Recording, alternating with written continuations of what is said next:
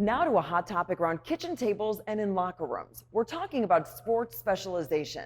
That's when a young player plays one sport year-round, aiming to take their skills to an elite level. We talked to two sports medicine doctors who advise against it.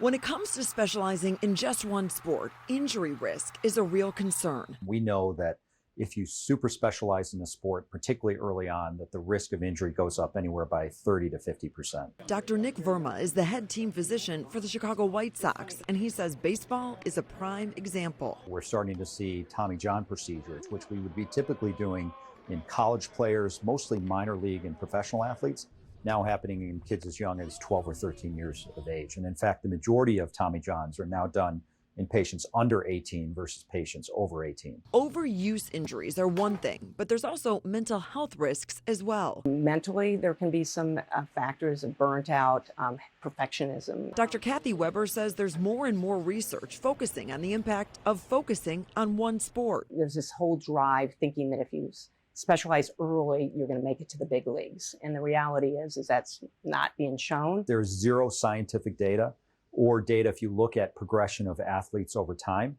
to suggest that early specialization in a single sport makes you any better later in life in that sport. With participation in travel and club teams booming, Dr. Verma says parents need to remember it's a business. You need to have the participation in order to fund that service. And it's important to take peer pressure out of the decision-making process. You see every other kid in your neighborhood playing on all these different leagues. The kids are getting pressured to do it. And they really feel like they either have to commit or just not play. And I don't think that's the right answer for the 95% of our kids. I've taken care of professional pitchers, and they said they didn't start pitching until they were in college.